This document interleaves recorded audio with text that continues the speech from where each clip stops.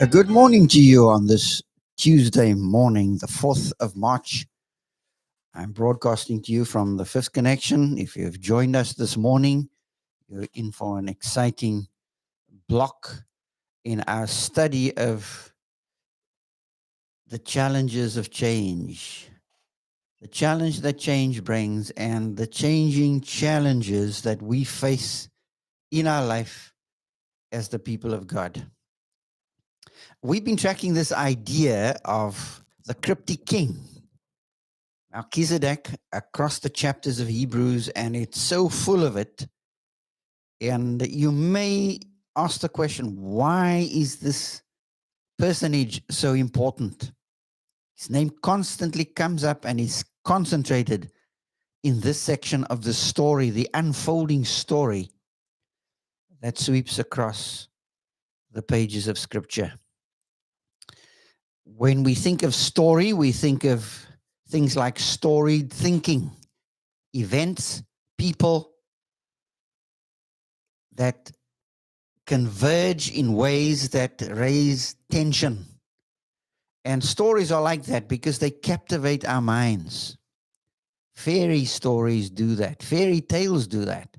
But so does history, because it's the story of people as they interact with their world.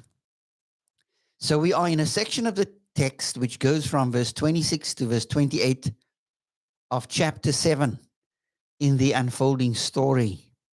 The writer has just shown how that Jesus stands in line or stands in the order of Melchizedek. Melchizedek is a king of righteousness, king of Salem. He is the one who appears on the scene in Genesis 14, and then as soon as he appears, he disappears. And Levi, before he was even born, he was still in the loins of Abraham. He wasn't there in person in the real world, but he pays tithes, the text says, in Abram, so that Melchizedek is superior to Abram, because Abram pays tithes to him as a king. And so Jesus is superior to angels in the early sections of this unfolding story, because he is the superordinate son. He's not a subby. He's superior to. He's the superordinate one, who is the son. Then he's the superordinate walk in verse 5 all the way to 10:18 because of his worth and work. And then he's the superordinate way. And that is important to understand. He is the superordinate walk and the way in the balancing chapters of this exhortation. So with the 5 warnings that run through the text, we've looked at 3 so far. We're still in a section where these Christian Hebrews stand in great danger of defection, great danger of becoming ideologically locked into an old paradigm, or by an old paradigm. They are becoming intoxicated by an ideology, by an idolatry of ideas. The old is gone. It's obsolete, because Christ is greater than Torah. He's greater than the law. He's greater than Moses. He's greater and better than angels, because he's the superordinate one. So he is superior in his priesthood, but now he's also, in this section of the story, he is a super person. Superordinate in that in his personhood, he supersedes what has gone before. And there are 3 ideas in verse 26 to 28 that jump out at us from the text. We give them to you. In his integrity, he is superordinate. He supersedes what has gone before. In his substitutionary death, he supersedes what has gone before. And then also in his terms of his permanency of what he has done, he supersedes all that has gone before. We really enjoy leaders who exceed the expectations of their generation and also previous generations. We have a lot happening on our horizon in this country. For example, breaking news this morning, the discussion between Tucker Carlson on Fox News, between him and Ernst Rutz. Ernst Rutz is a South African and a disruptor of note. And whether you agree with his views or not is not the issue. There's a lot that's disrupting the horizon of South Africa, the horizons of this country. And there is great consternation in our hearts because of what's happening.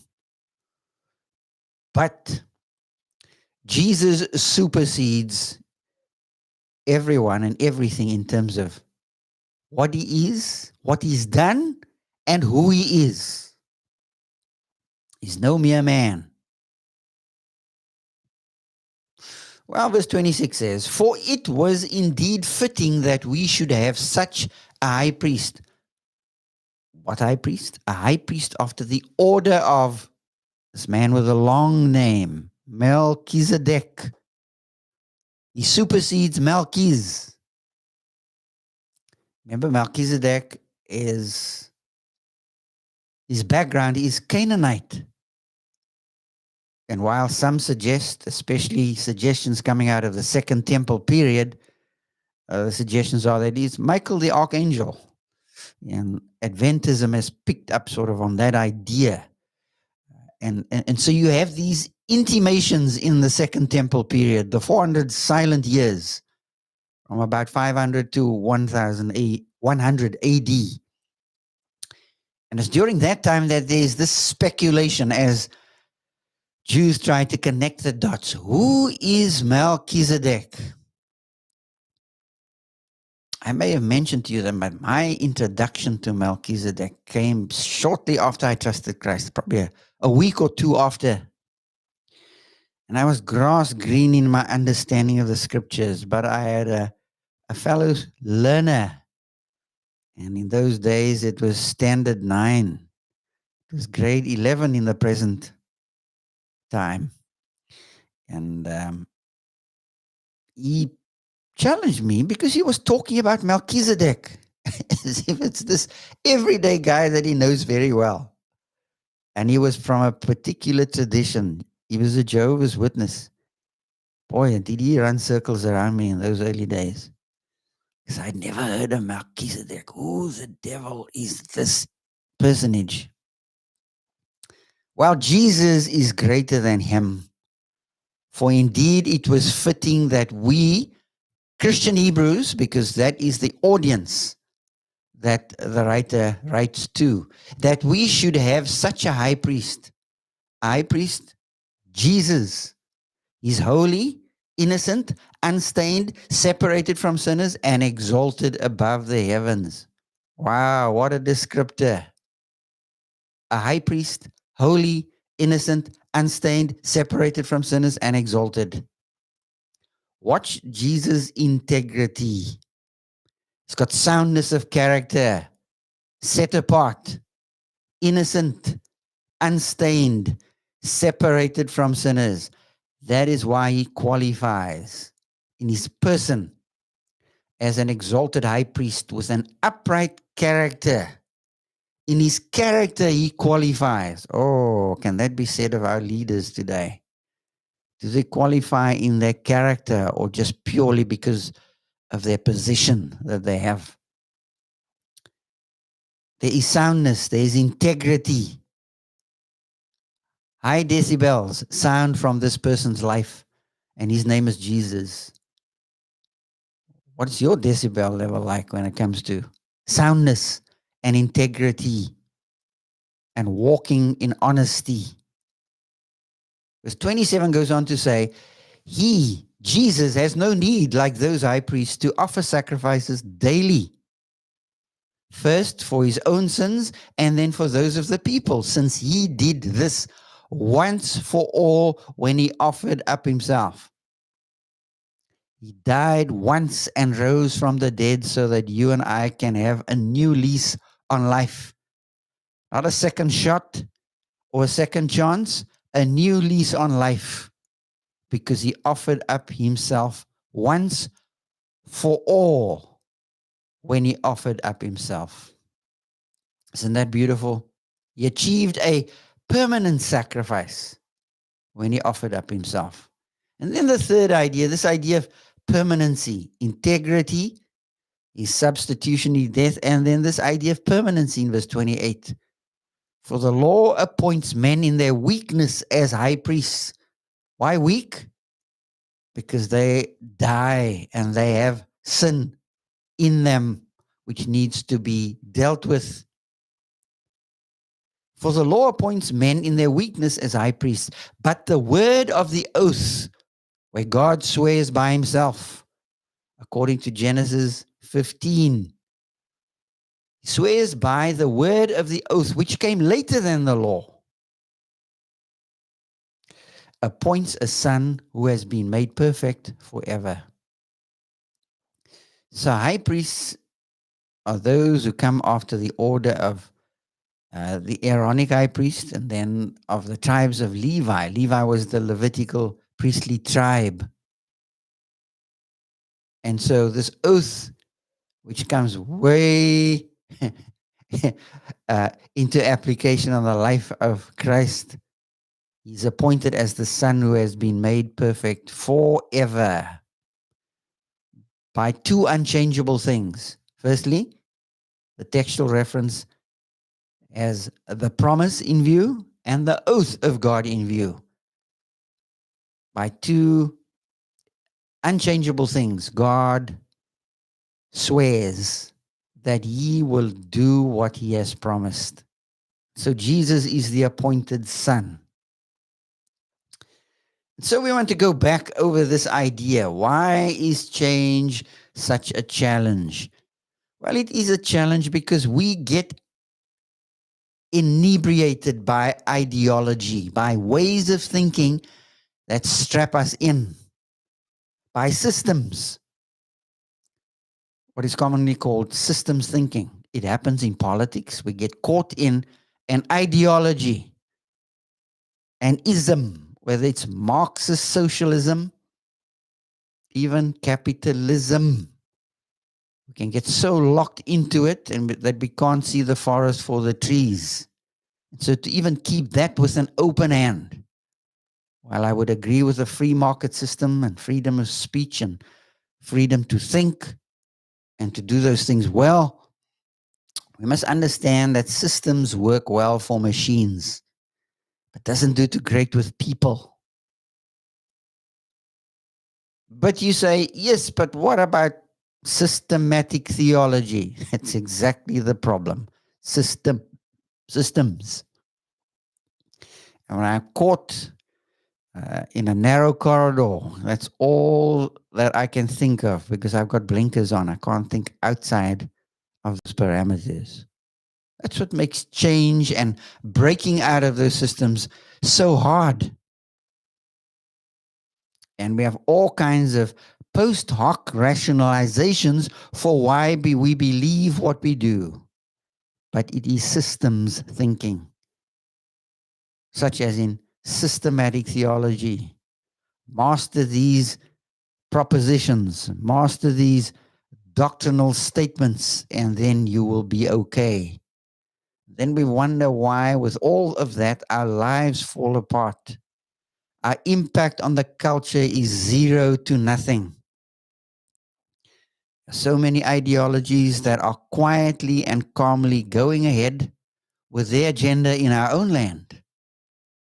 And while we are fighting on the political front and so many different fronts, we have ideologies seeping into the marrow of this culture And we are going to pay when these movements start flexing their muscles.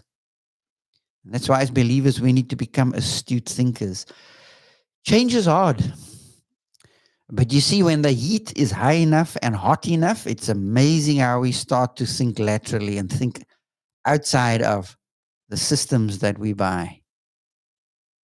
I want to go back over this territory and challenge you this morning. Have you identified the facilitators that can move you from old ways of thinking into new ways of thinking? Not to get locked like these Christian Hebrews were, wanting to go back to the flesh pots of Egypt the way they did in the wilderness. They wanted the leeks and the onions. And so they lusted after the old ways. Have you identified the debilitators in your move from the old to the new? What stunts you from thinking in new and fresh ways? Because you see, people get attracted to what is alive. You come with old ways of thinking and dead ways of thinking. They're not attracted to that. So we live in a new day with new opportunities. Newness is unnerving. But I would suggest that freshness is enticing. As much as it rattles our cages. And that's why the young generation that is coming up are showing such verve and nerve, such excitement and high energy that those who are further down the road, chronologically speaking, age-wise, in a sense, view them with great jealousy because their energies have dissipated. And you watch the young and you wish you had the energy of a 20-year-old. But you see, that ain't going to happen. You need to figure what your decibels level is like.